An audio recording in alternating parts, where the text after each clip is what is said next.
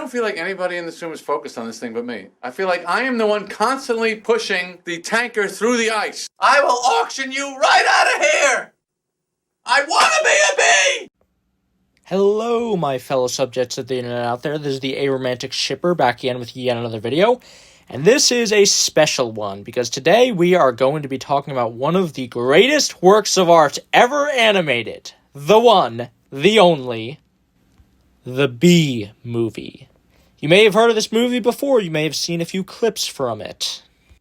You may have stumbled across a meme or two relating to it, but I am going to tell you right now that the Bee Movie is a must-watch movie that everybody has to see at least once in their life.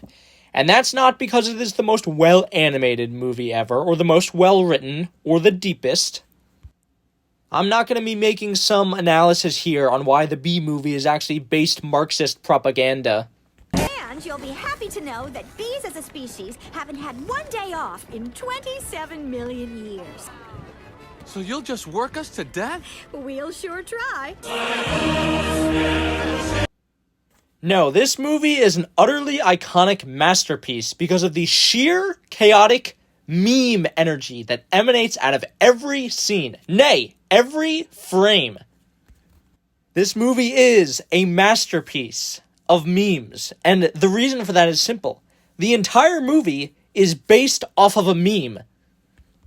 So, before we get into talking about the movie, I first want to talk about the movie's conception. This movie exists because of one man. Jerry Seinfeld, who produced the film, was the top writer of the film, and plays the main character, Barry B. Benson, who, let's be honest, is literally just B. Jerry Seinfeld. Thus, I will be exclusively be referring to the character as Jerry B. Benson throughout this video. Now, Jerry Seinfeld is, of course, most well known for the show Seinfeld, where he, again, plays himself in a sitcom that ran for 9 seasons. And I will be completely honest, I have never sat down and watched Seinfeld before. My only experience with the show is when I was in senior year of Catholic school and the theology teacher was telling the class not to masturbate. And then he showed us all season 4, episode 11 of the show, The Contest, where the characters all tried their hands at NoFap. I'm not making this shit up, and it was just so weird because the episode doesn't actually have an anti-masturbation message, so why the fuck would he show it to us? It doesn't make any sense. Catholic theology class is so weird. But, much like the Bee Movie, it's incredibly entertaining if you don't take it too seriously. Anyway, getting off that tangent, what I'm trying to say is that I have no attachment to Jerry Seinfeld's television series, so that does not color my enjoyment of the Bee Movie at all. This property was, and still is, my only real exposure to Jerry Seinfeld, and can I just say, thank you so much, you beautiful man, you, for bringing this work of art into all of our lives. So, back to the story of how this movie came about. Our story begins in the early 2000s when Jerry Seinfeld was invited to have lunch with Steven Spielberg. And Jerry pitched a movie idea to Spielberg about a bee, but, get ready for this, the movie would be called Bee Movie, as a reference to the term Bee Movie that usually refers to a low-budget exploitation film. It would be a bee-sploitation film. This stupid, ridiculous joke was apparently then pitched to DreamWorks by Spielberg, and thus the Bee Movie would eventually come to fruition in all its transcendent glory. I really didn't have an idea for the movie. All I had was the title. So yes, this entire movie was pretty much just based off of a meme that popped into Jerry Seinfeld's head. And looking at the production of the Bee Movie and the promotion material for it and the DVD extras, it's very obvious that Jerry Seinfeld had no intention of making this a serious, heartfelt movie or anything. But here's the thing. The Bee Movie is not a so bad it's good film. It doesn't hilariously try and fail to do drama or character writing. It was very intentionally crafted to be the most meme-filled, ridiculous film in all of existence. I already played a clip of Jerry Seinfeld screaming about how much he wants to be a bee at the beginning of this video. It's from a section of one of like 20 different segments called Bee Movie TV Juniors that were used to promote the film. that mock DreamWorks and the movie with a lot of self-deprecating humor. But the B-Movie Juniors are far from the only materials showing that Jerry was fully aware that this movie was one giant ridiculous meme and was having as much fun with it as he possibly could. There's also the fact that he dressed up in a giant bee costume and ziplined down to one of the promotional events for the movie. What are you doing? I'm promoting the movie. No. You know, a lot of people just go on talk shows and tell jokes. The B-Movie does not even try to hide the fact that the main character is just a Jerry Seinfeld stand-in to fulfill his meme-based wish fulfillment of being a bee, and it's glorious! Jerry Seinfeld really just said, I'm gonna be a bee, and we're going to see how ridiculous we can possibly execute this premise. Believe it or not, the original plot for the B-Movie was actually even more ridiculous and far out than the finished product, and would somehow end with Jerry going into space. It's beautiful out here, boys. I can almost see beyond the nebula. I wonder what's past that. That's the end of the Milky Way as we know it, sir. I've got to find out.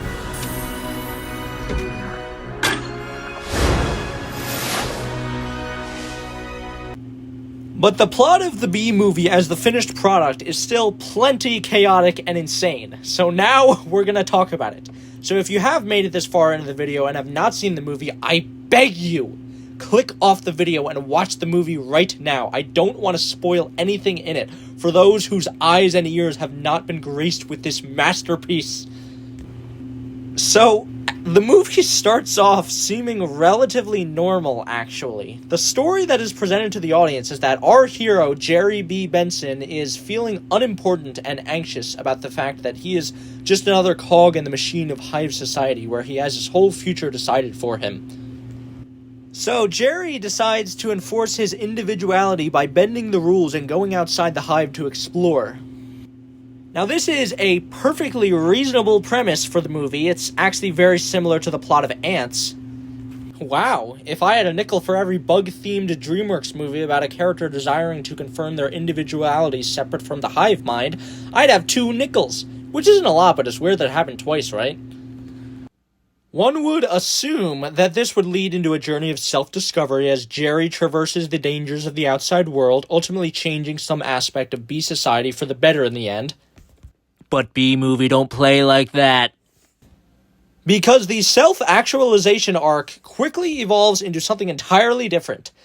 Jerry ends up getting his life saved by a human named Vanessa Zellweger, and because he is so thankful to her, he decides to break the rule of animals not being allowed to talk to humans, and reveal that he can talk in order to thank her for what she did. Yes, that's right. A rule that every single member of the animal kingdom outside of parrots has apparently kept for millennia is broken because of one horned-up bee. Oh, you think I'm joking, but no, the thirst is real. Jerry B. Benson is actually in love with a human woman, and Vanessa kind of loves him back. And Jerry Seinfeld can claim all he wants that the creative team didn't mean to make their relationship come off as sensual as it did. And I apologize for what seems to be a certain uncomfortable, subtle sexual aspect of the B-Movie with really was not intentional. But that's complete bullshit. They knew exactly what they were doing. And the most hilarious thing is that some people actually ship this pairing. And there is actual explicit fan fiction of Jerry B. and Vanessa out there. And because I love and hate my audience, I am going to read a short section of one of those fanfics right now called Love Stings. Vanessa gasped at his startling entrance. A worker bee was inside of her. She started to have her doubts before Barry flew up into her G-spot. He slammed his whole body against it, and she screamed. Cum began to build up inside of her, and it came out. Barry considered swimming in it, but he knew that it would damage his wings. He needed to fly to get the job done. Barry's wings pulsated as he flew over to her vaginal walls. He rapidly moved from one area to another, making sure that Vanessa felt a sensation unlike any other. He continued to fly up until he reached her uterus. He knew what he had to do. The bee stung her uterus, instantly killing the child that Vanessa had unknowingly shared with her ex-boyfriend, Ken. He killed himself along with it, and his corpse hung inside of her uterus. Vanessa screamed in agony upon realizing what her husband had done. She tried to reach into her vagina, but she could only stick 3 fingers in. She sobbed as she pictured her husband's corpse inside of her, but then stopped and realized something. He had pollinated her. They could still have a child. It was nonsensical, sure, but so was a talking bee. She began to weep into her pillow, hoping that her child would be just as incredible as Barry was. The link to the whole fanfic is in the description, by the way, if you want to check it out. I could point out how incredibly creepy this is, not on the basis of the fact that it is a relationship between 2 completely different species, but instead on the basis of the fact that Barry is literally only a few months old in canon. But I won't, because this is fucking hilarious, because of how much the movie actually commits to this plot point. Anger, jealousy, lust. So, yeah, about a third of the way into the movie, the story basically becomes about the forbidden love story between a bee and a human. And you would think that now, that would be what the movie focuses on, but no, instead the movie moves on from the romantic comedy arc to something completely different once again. As Jerry discovers that bees are being exploited by humans to produce honey free of charge. So Jerry decides to go on a crusade to fight against the exploitation of his kind by suing the human race to place sole rights of honey in the hands of bees. So basically the movie becomes centered around the honey trial, so you would think that this would now be what the main focus of the movie would be, but no!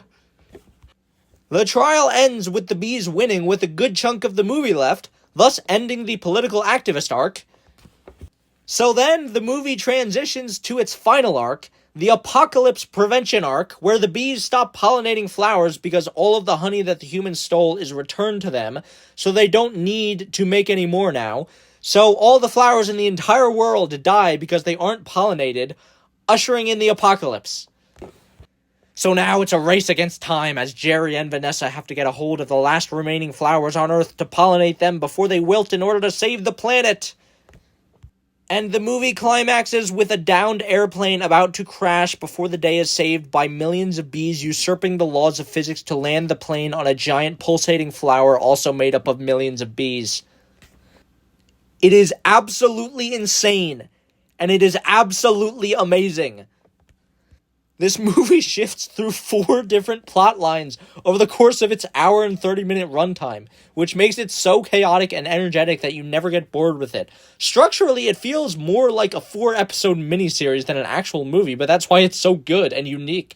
But it's not just the ridiculous, all-over-the-place plot that makes this movie amazingly entertaining. It's also the incredibly well-crafted jokes that fill up said plot. Yes, it's true that there are a lot of bee puns throughout the movie, which are saved from being cringy on the virtue of how obvious it is that the movie is not even trying with them. But beyond the puns, there are a lot of incredibly entertaining, chaotic jokes that lend themselves so well to meme culture. A big part of this is because of Jerry Seinfeld, who gives an absolutely incredible performance as, again, himself basically, and is able to carry the entire movie through the insane plot with how he reacts to everything. Like, there is a scene in the movie where Barry is just being interviewed by B. Larry King. No, really, it's literally just B. Larry King, and the entire exchange is the most fucking hilarious thing in the world because of how Seinfeld's comedic style lends itself to the exchange. Thank you, Larry. You know they have a Larry King in the human world, too. It's a common name. Next week on B. Larry King. No, I mean, he looks like you, and he has a show with suspenders and different colored dots behind him. Next week on B. Larry An King. old guy glasses, and there's quotes along the bottom from the guest you're watching, even though you just heard him. Bear Week next week. They're scary, they're hairy, and they're here live. Always leans forward, pointy shoulders, squinty eyes, very Jewish. By the way, can we all agree that Jerry B. Benson is a complete Chad in this movie? Like, I am not kidding when I say that Jerry is legitimately a badass player who don't give a fuck. He decides, without fear, to take on the entire human race, and even gets into an actual battle against a human that weighs like 2,000 times more than him, and wins in a gloriously iconic fight scene that blows the best action movies out of the water on the basis of its sheer ridiculousness and meme energy. You, sir, have crossed the wrong sword. You, sir, are about to be launched from my iguana. And Jerry just casually cucks the virgin Patrick Warburton, stealing his girl from him and completely trolling him to perfection, even when Patrick Warburton tries to kill him. Surf's up, dude! Oh, pool water! Jerry B. Benson has Black Air Force energy confirmed. But it's not just Jerry Seinfeld's iconic role as the protagonist that carries this film. There is so much more. This movie never stops with how ridiculous and chaotic it can get.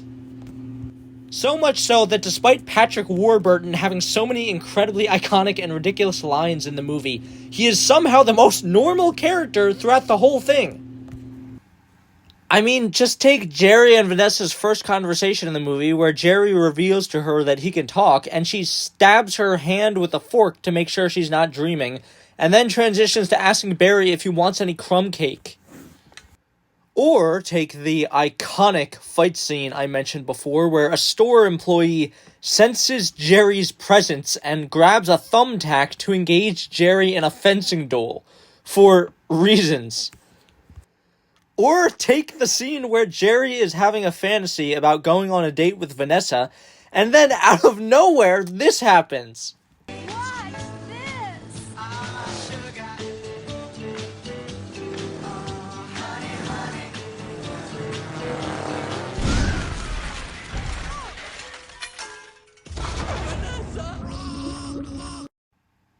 The sheer chaos and random humor works so well in this movie and makes me burst into tears whenever I rewatch it. Another thing that's really great about B-Movie is that even though it's a movie made for kids, there is also a lot of really great adult humor in it. I mean, it's surprising how much this film actually got away with, like all the innuendos in the film relating to Jerry and Vanessa's relationship. Or the fact that Barry just randomly starts talking to Vanessa about making a suicide pact near the end of the film. It's crazy, and this gives the film a real level of edge to it that you don't see in most kids' movies made today. Living out our lives as honey slaves to the white man! And speaking of, I think the best representation of the B-Movie's embrace and mastery of chaotic adult humor has to be the honey trial itself. A good portion of the film is dedicated to Jerry suing the human race, and while you would think that this part of the movie would get kind of boring, especially for kids, it's not. The honey trial is the best part of the film. It just throws hilarious jokes one after another with so many ridiculous chaotic scenes, like Jerry having a freaking live bear thrown into the courtroom. Or the musician Sting making the most random appearance out of nowhere in the trial. And, of course, I can't neglect to mention the lawyer John Goodman, who serves as the defense of the honey industry, who completely steals the show whenever he is on screen, and every moment with him is absolute comedy gold. The venom is coursing through my veins. Mr. Montgomery. I have been failed by a winged beast of destruction. You see, you can't treat them like equals. They're striped savages. Stinging's the only thing they know. It's their way. Oh, an angel of mercy will come forward to suck the poison from my healing buttocks. I will. I was like, damn, nigga, what you doing out here with all this ass? Double cheeked up on a Thursday afternoon, hella ass, the sun is still out, my nigga. And then, of course, there is the way the trial actually concludes, with Jerry winning the case and the authorities going around rounding up people who have been profiting off bees. Winnie the Pooh gets sniped in this movie. Do I need to say anything more to convince you to watch it? I mean it when I say that the B-Movie is easily one of the funniest movies I have ever watched. If not the funniest movie I have ever watched. It was hard to stop laughing while writing the script for this video just thinking about the movie. It came out in 2007 and has aged like fine wine. It's gotten a lot better over time. I mean, the movie got mixed reviews when it came out, and when I first watched the movie as a kid, I thought it was good, but I didn't love it. However, quite honestly, the movie just keeps getting better and better and better every time I rewatch it, and notice more of the absolute brilliance that went into crafting the jokes. The movie really was ahead of its time in how much the style of humor in it mirrors modern, random, chaotic internet meme culture.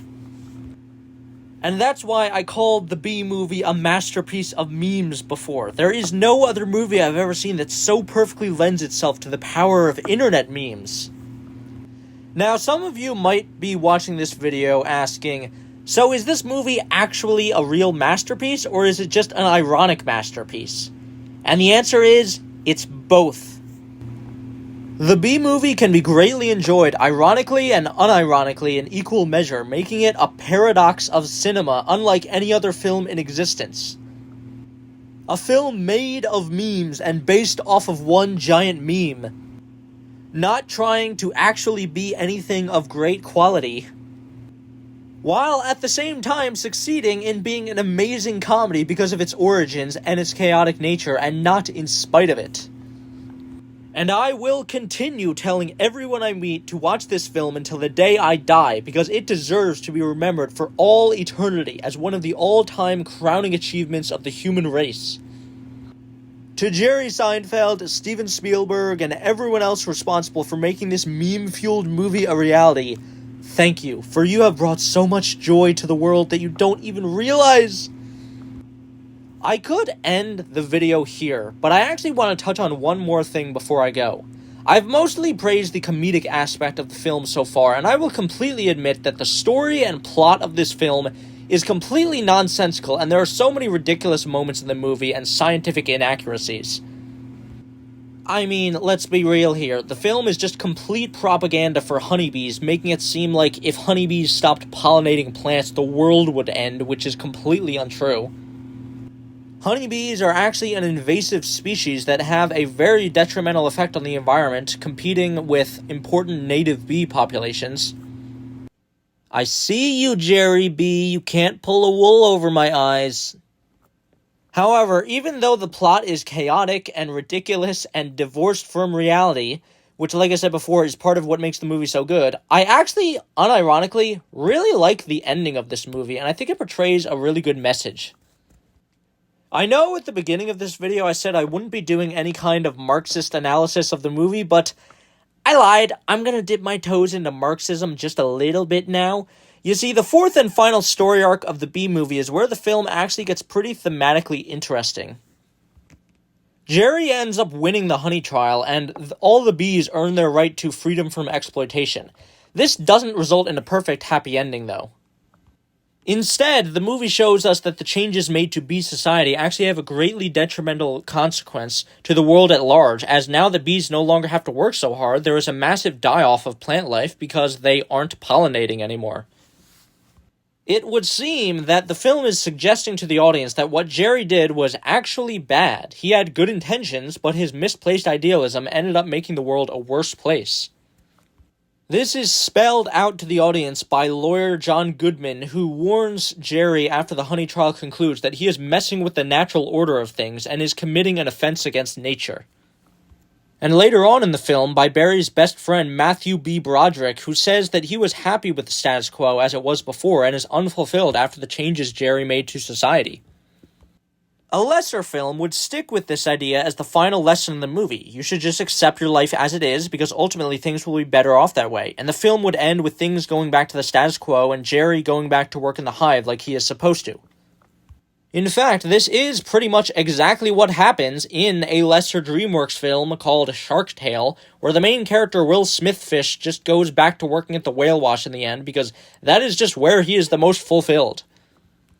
The fact that he lives in a hierarchical society where the shark bourgeoisie literally eat the lower class is irrelevant to the story, because what matters is that Will Smithfish is able to accept that he is where he belongs. But in the Bee Movie, Jerry B, being the based Chad he is, says, "No, fuck that, I refuse to go back to the status quo." Barry does not accept the idea that things should just go back to the quote-unquote natural order just because problems emerged from making changes. Instead, by the end of the film, the bees do return to pollinating the flowers for the benefit of the world, but the status quo is forever altered. Matthew B. Broderick continues working in the hive to make honey because it is what he wants to do, but Jerry does not return to the hive. Jerry continues living with Vanessa in her flower shop and even becomes a lawyer standing up for the rights of other exploited animals. The bees still produce honey for humans to eat, but now they control their own labor and distribution, receive compensation for it, and have protection against bears. The bee proletariat has seized the means of production. Rise up, bee comrades! In all seriousness, though, the movie could have left the fact that canonically sentient animals are being exploited by humans for their labor and food products unaddressed by the end of the movie, and it still would have been an amazing, hilarious, meme-filled movie, but it doesn't do that. Instead, the B movie says that the status quo is not acceptable, that John Goodman lawyer was wrong, and it is in fact possible and ideal to try to create a better world where everyone benefits. Well, except for Patrick Warburton. Oh, that bee is living my life! Let it go, Kenny. When will this nightmare end? And you know what? That's a really great message, and arguably it's only because the B movie is such a ridiculous, nonsensical movie that the audience can buy into the idea that such a drastic and positive change in the status quo was actually achieved. The ending is both ridiculous and unironically good, and that's a great way to sum up the entire B movie. So for any person watching this video who has still never seen the B movie, I am begging you, give it a watch as soon as you can. It is truly a classic, and there is no other film like it, and it just continues getting better and better with age.